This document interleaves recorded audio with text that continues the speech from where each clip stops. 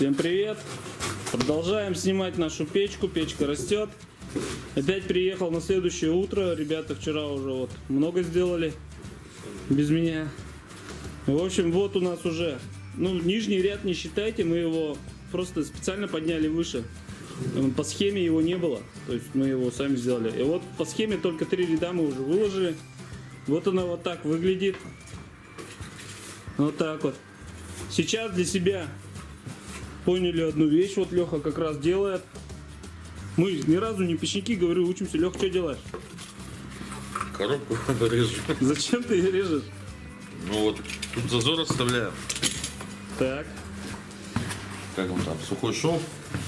Зазор для дыхания, это тут, Вот, чтобы печка не вот дышала. два слоя ложим. Так. Сантиметр получается. Угу. Вот зазор оставляем, во-первых, удобнее вот этот кирпич шамотный выкладывать. И туда, когда вот этот красный кирпич ложишь, туда, в общем, глина падает. Глина падает. И чтоб не падало, вот еще дополнительно защищает. Да, и для шва удобно. А шов нужен, чтобы шамотное, вот внутреннее ядро, как бы я бы сказал, оно будет расширяться по-своему, а этот кирпич красный тоже будет расширяться по-своему. И чтобы они не друг в дружку не упирались, чтобы небольшой вот зазор был между ними. Вот для этого оставляем со всех сторон зазоры. То есть вот и здесь посмотрите, зазоры у нас кругом, вот они. Мотовчик идет тихонько у нас, главный печник. Ну нормально, делается, печка растет. Дальше потихоньку объясним, снимем. Вот здесь сделали на угол, посмотрите, как по схеме все. То есть, чтобы кочергой было удобно угли доставать, чтобы она не прямая, вот, просто прямушка. Ну и чтобы зола, это, как сказать, там. Да, зала скатываться. Вот она, видите, на угол идет вот так вот под углом. Вот пока вот так. Сейчас проложим еще пару рядов. И я еще сниму. Ну и, конечно, мы камеру перевесили. Вот камера вон там. О, потому что тут постоянно, она, когда снимаем, мы перекрывали вид. Ничего не видно было. Вот так думаем, так лучше будет. В общем, от этой камеры ждите отдельное потом видео. Мы все нарежу. Сделаю таймлапс или полное такое большое, длинное. Там кому на паузу сделаю перемотки. Но будет полностью печь от и до. На нее снято. Ладно, давайте, ждите следующих роликов. Ставим лайки, не забывайте комментарий какой-нибудь хоть напишите. Давайте, о, нифига, у меня тут зум еще работает. Всем пока!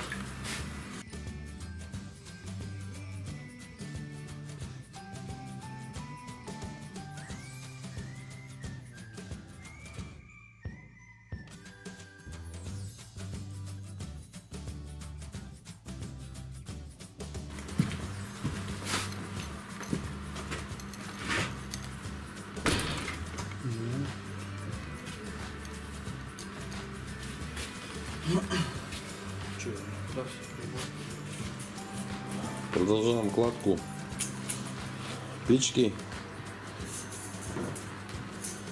Сегодня вот, что мы тут выложили-то? Нет, там снимал вот этот 4-й ряд выложили. 4-й, до обеда. Шамот. Шамотным кирпичом. 2-й ряд подняли. Вытесанные колодцы.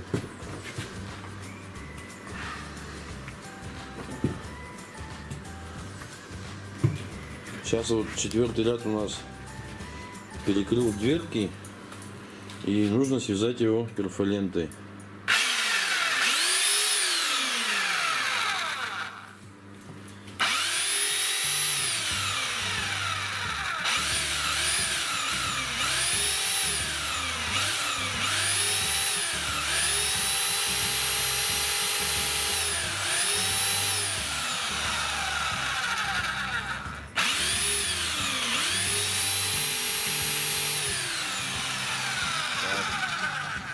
Пошло.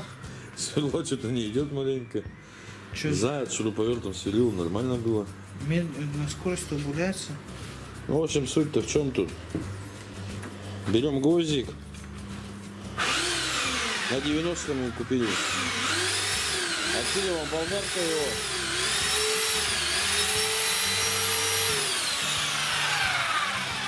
Сверлим отверстие в каждом кирпиче. Не залезет. Нет, я просто показать. И этот вот туда гвоздь. Шуруповертом такое будет. А то, как правило, этот над дверками кладка частенько лопается. Вот если так связать, так надежнее. Правильно, Володя? Да. Всем привет. Бери баню. Продолжаем подъем печи наш, стройку печи. В общем, вот у нас. Сегодня какой день, Леха, мы? Пятый день. Фигачим, да? Пятый, много будет, четвертый. Какой? Вчера третий был. А тут первый день ты не считай. О, Ничего не третьего делай. не Так считай, четвертый четвертого или не считай. пятый какой? Четвертый. Четвертый день, вот так, уже лучше. Так, что я там склепаю сразу пару рядов, чтобы это опять утром приехал пацанам. Выложили мы, значит, вот сейчас начинаем полку класть. Вот здесь уже. Видите, все армировано полностью. Армируется, сюда забивается, сверлится и забивается гвоздик. Вот такой вот. Гвоздик на 90. Толщина его 3,5 миллиметра. И сверло брали на 4. И сверлили не как перфоратором, а сверлили как обычным сверлом. Не, перфоратором. Сверло не поперло, закатало. Не, ну ты долбите. Мы просто на перфораторе этот скорость убавили, Ну, потом на больших оборотах-то он этот кирпич расшатывает. вот. Короче, обороты убавляешь и тихонько сверлишь. Тихонько, по чуть-чуть.